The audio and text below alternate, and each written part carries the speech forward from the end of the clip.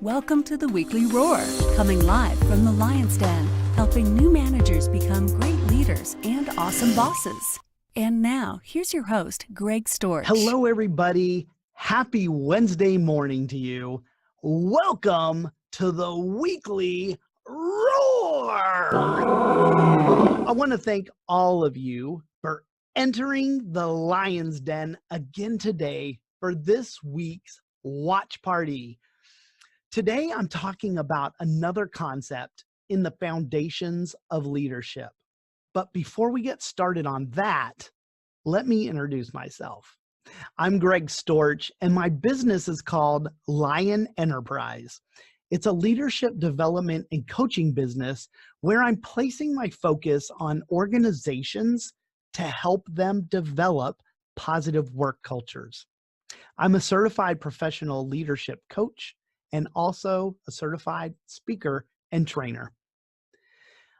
A lot of you were with me last week as I continued my series called Follow the Leader: Concepts in the Foundations of Leadership. And I spoke about the triangle of trust and how important trust is for leaders. I also shared a few personal experiences where competence, connection, and character all played roles in my ability to create trust with my followers. If you couldn't make it into the Lion's Den for the Weekly Roar last week, all you have to do is jump over to my website at lion-enterprise.com. Click on the Lion's Pride Library, and you're going to see all of my videos right there, available 24/7, anytime you want to watch them. Okay, I think it's time to jump into today's concept. Today's concept is all about a natural pull that strong leaders have to get their followers aligned and following them, and how strong leaders tend to attract their followers. Have you ever seen a leader you described as being strong and wondered how they got their followers to follow them? I think we see that all the time, and that's a natural question to be asking, right? I mean, we all would love to know the secret to that. So here's the concept. People are constantly wanting to improve and get better. And as they develop and become stronger, the more followers they tend to gain. We tend to naturally gravitate towards stronger leaders. It's almost like a magnetic pull. We seek this out in others naturally. More times than not, a person will eventually begin to follow someone who they view as being stronger than they are in leadership. Even when it comes to other leaders, leaders who aren't as strong or developed in their leadership skills have a tendency to seek out other leaders who are stronger than they are. And what do you think it all boils down to? That's right. This is all about respect. The natural respect we give to others who we view as being stronger or further ahead of us than we are. Now, when I was in the Navy, I followed some leaders who were not as strong as I was, but I had to follow them because in the military, we have to follow a chain of command. Now, I got to tell you, being in a position where you have to follow someone who's not really a strong leader, that's a real challenge. Why? Because most of the time, it's hard for us to develop respect for them. There's that R word again. Here's another example of this concept in action. Okay. Now, when I was a little kid growing up in Daytona Beach, Florida, I went to Catholic school. I know, big shocker. I went to Catholic school for all 12 years.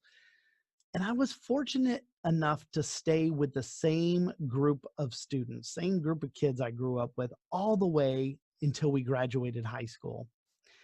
One of the benefits to growing up with the same kids is that you really get to know them really well.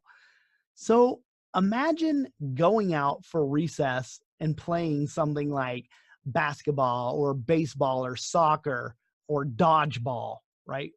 With these same kids year after year. It didn't take us long to figure out who the strong players were, and even more, who were the weaker players. So what happened when it would come time to pick teams? Well, first of all, normally the strongest person, the person who was the best at whatever we were doing, they were forced to be the team captain, right? Oh, well, it was never me, but let's just use me as an example. Greg, he's awesome at soccer. He's the captain. He gets to pick his team, right? And then the other person was somebody maybe not as good, but pretty good. And what happened when they started picking players? Well, if you were one of the kids like I was waiting to get picked, then you probably wanted that strong team captain to pick you for their team, right? And when it was time for the other captain to make his pick or her pick, you would avoid eye contact. You would hide a little bit behind the person in front of you so the captain wouldn't see you and maybe not pick you. I know some of you are totally smiling right now because I just described you, didn't I? Go on, admit it. That's too funny, man. Listen, this is a great example of how we naturally want to follow those leaders who are stronger than ourselves. And in my humble opinion, we do it a lot of times because we know it increases our chances of success. So if you think about it, developing yourself as a leader is extremely important. How else do you become a strong leader that everyone wants to follow? Well, it's a lot of things, actually. It's not just one thing. The question really is, how do I gain the respect of others so that I might be viewed as a strong leader and followed by them? Now, I don't know about you guys, but I've been surrounded by all sorts of leaders throughout my life.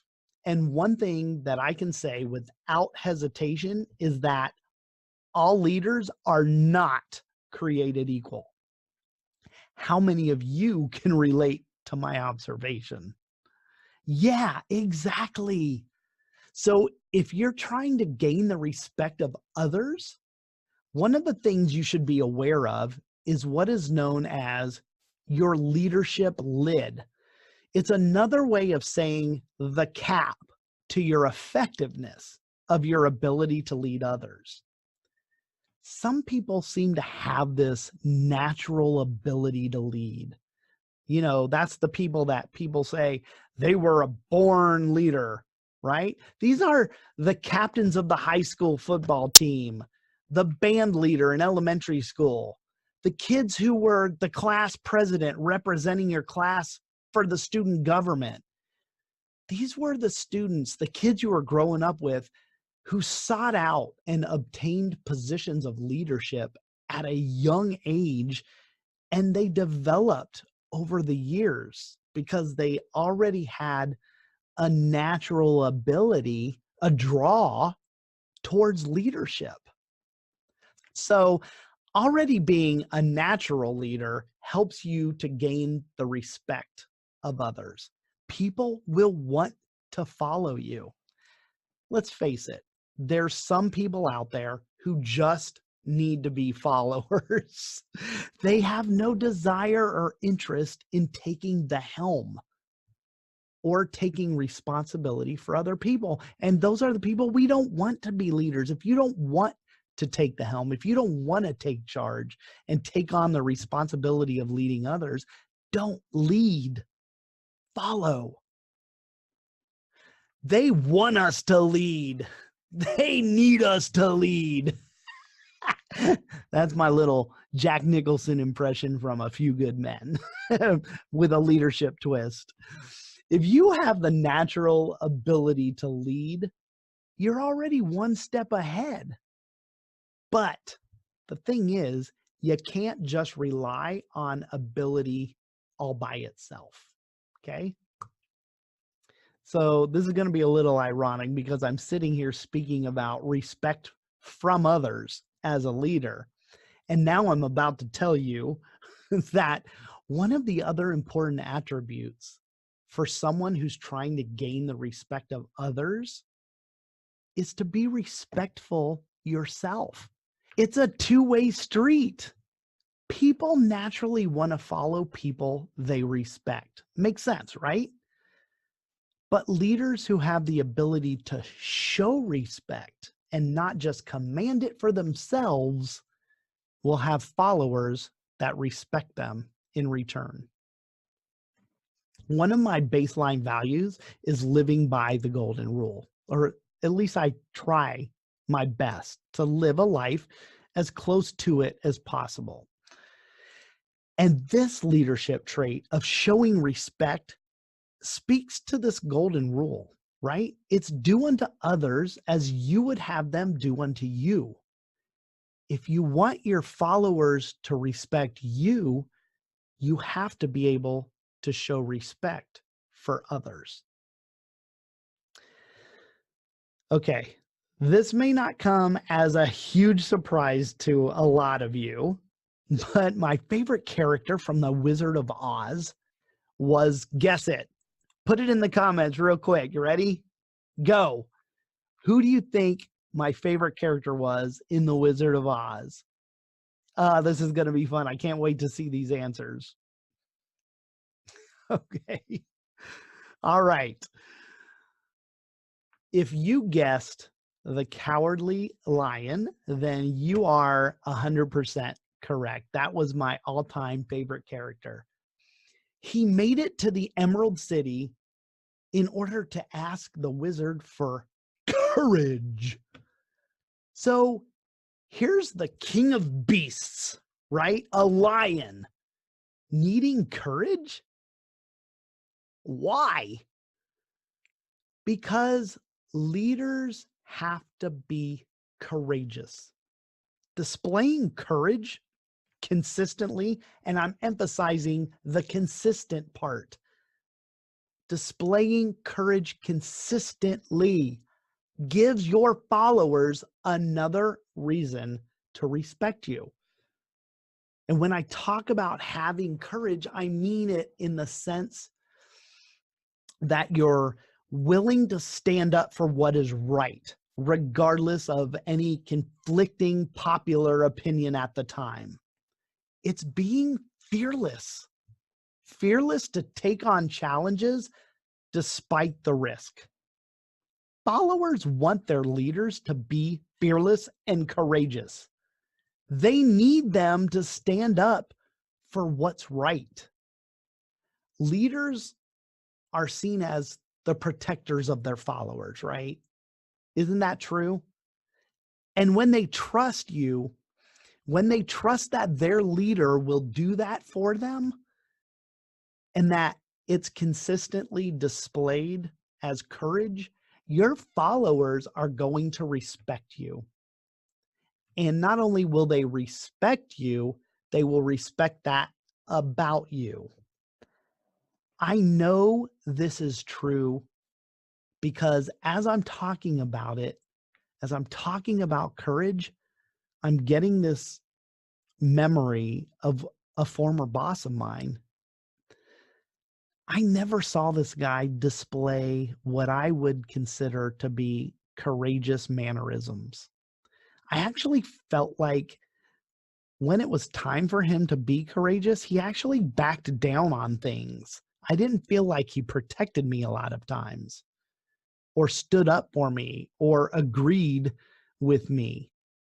I felt like he did a lot of things just to avoid conflict. And and please his boss, because this guy reported directly to the owner of the business.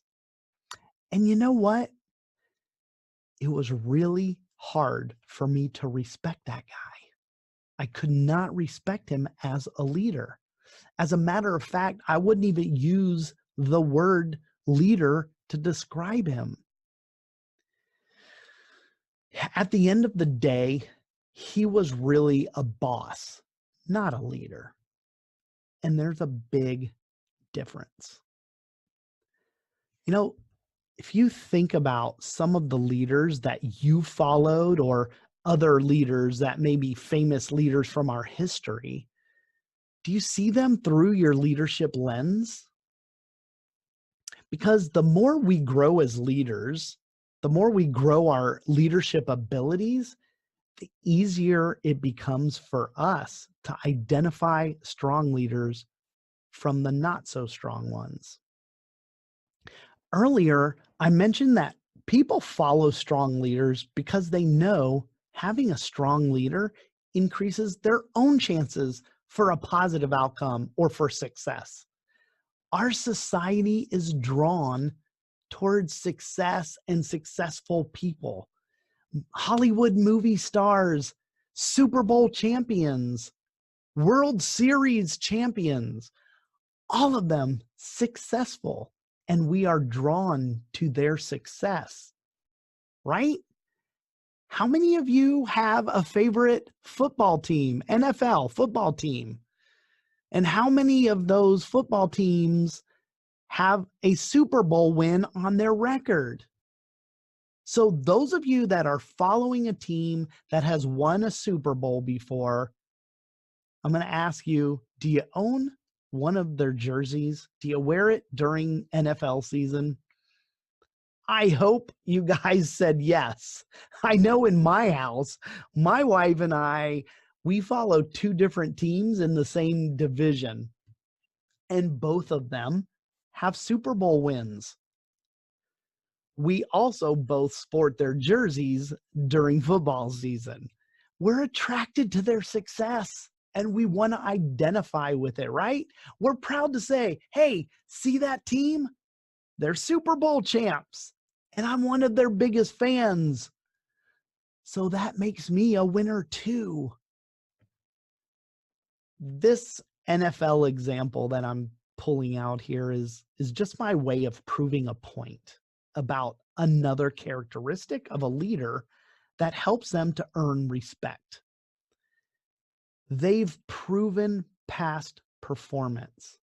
People respect other people who are successful. Why? Because if they have a winning recipe for their own success, then in our minds as followers, they can lead us to success as well. A lot of you that join me each week for the weekly roar are also fellow certified JMTers or John Maxwell team certified speakers, coaches, and trainers. So you're going to know about this next guy that I'm going to talk about. And for those of you who don't know who I'm talking about, don't worry about it. You're going to get the message from my example. But the president of the John Maxwell team is Paul Martinelli, and he will tell you how he was a high school dropout with a stuttering problem who cleaned toilets for a living. But then he'll go on to tell you how he has built and sold several multi-million-dollar companies. He's successful. We get this great picture of a successful man who's holding a very key leadership role in the John Maxwell team. And how many of us respect Paul? Like all of us, right? Why? Because really, all of the things I've already mentioned to you, Paul displays, all of those things. And that's why, as a leader, he gets so much respect. One of the things I experienced in my role as the director for customer engagement at my last job was scrutiny. scrutiny about how long I was going to stay in the role. And rightfully so. Let me just share this with you. I was managing a 10-year-long contract, and I took over as the program manager before they reached the second year of the 10-year contract. And in the first year and a half before I came along, they had gone through 6 program managers in a year and a half. All those teams, it was a revolving door. And of course, Greg gets to be lucky number 7, right? So automatically I walk through the door and the attitude is, how long's that guy gonna last? How long's he gonna stay? How long's he gonna be here? They were very skeptical about how long I was gonna be running that contract. You know, I knew they suspected that I was going to eventually leave the company. And in essence, that meant I would be leaving them behind, right? And I had many discussions with them. I held town halls all the time to communicate with the contract. And I always shared my intentions to stay. I'm staying. I'm not going anywhere. I'm here. No worries. Don't worry about me moving. I'm good. I love it here. But it was in my actions of actually staying, not just talking about it. That's what spoke louder than my words. Even through several promotions, I still led the same teams. I just led more of them. And when I left the actual contract I had started with, and I moved on to a second contract with that company in a different agency, there came a point a few times where the contract I had left started to fall backwards and lose their customer engagement. So I was asked to return on several occasions to basically resurrect the contract and repair the customer relationship. But you know what? As much as I didn't want to, I never hesitated to go back to that team. Why? Because I was loyal to them. And I showed that loyalty to those teams time and time again, to the point where they saw that I was loyal. And that, my friends, is what gained me their respect. Now, as a servant leader myself, I believe the primary focus of leadership or a leader is to develop those we lead, to provide opportunities for them to learn and grow, a focus on others instead of ourselves. When you can add value to those who follow you, then those who follow you will value you. And the thing about this is that helping people grow and improve themselves is something that stays with them forever. I've done this my entire life, and the respect I've earned has carried long after leaving these leadership positions. I can't tell you how many times I've received an instant message through Messenger or an email out of the blue from someone who used to work for me telling me about something I said or something I did for them that impacted them, and sometimes years and years and years ago. You know, about 2 or 3 months ago, maybe even more, I received one of those emails from a really good friend of mine in San Diego. Her name's Renee. She worked for me when I was department head for information management back in 2001 at Balboa Naval Hospital, which is the Navy's largest medical treatment facility. In her message, in her email, she wrote, "I just wanted to tell you that you changed my life 20 years ago. 20 years ago, you said something to me that made me think and change what I was doing and it literally changed my life. Now, when you get those emails over and over, sporadically through the years from people you've long since stopped leading, then you know you've added value to them. And the ability for a leader to add value to others is yet another way that they earn the respect of their followers. All right, so listen, here's the takeaway from today's weekly roar. It isn't just one thing that we do that earns leaders respect from their followers. It's many things. And the more of these things that we do, the stronger the leader we become, and then followers will naturally gravitate to your strong lead. Yes, some of it has to do with our natural ability to lead, but leadership is a skill that can be learned. But strong leaders also display a respect for others. They're Thanks for watching the courageous Weekly in the Roar face live of event at adversity. lionenterprise.com. If you enjoyed this They video, please display tell others to join loyalty us in each their week here in the Lion's actions. Den. They Thanks again, model and see you next success, week. and they instill confidence in the followers because of their proven past performance. They're successful. And they also add value to others. And that is why I believe in servant leadership so strongly. When we focus on others and not on ourselves, we position ourselves to receive respect from others. All right.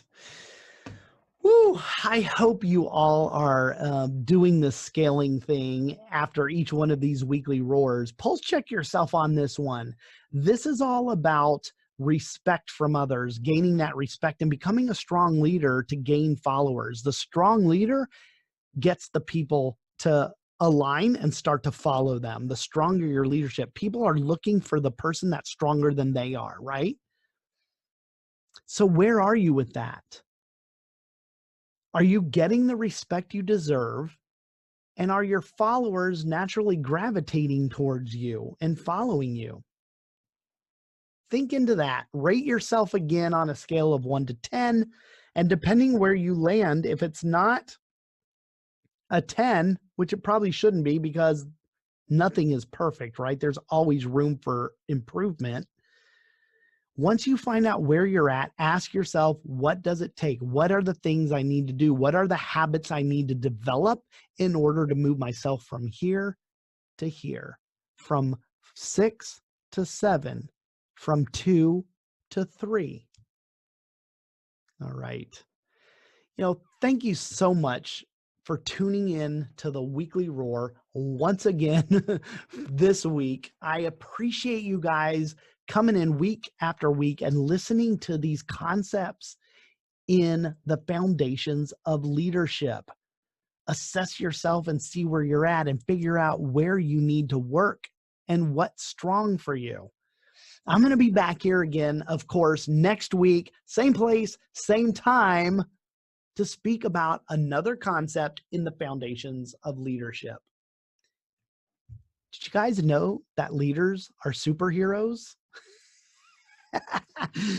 Tune in next week to learn all about the importance of the spidey senses of leadership. Do I have your interest? You're going to love this one, man. It's complex. It's crazy. I don't even know what I'm doing yet. But I know that you're going to dig it. And so come join me next week in the Lion's Den, same place, same time. Okay. Until next week, you guys, remember, be powerful, but stay poised just like a lion. Bye, everybody.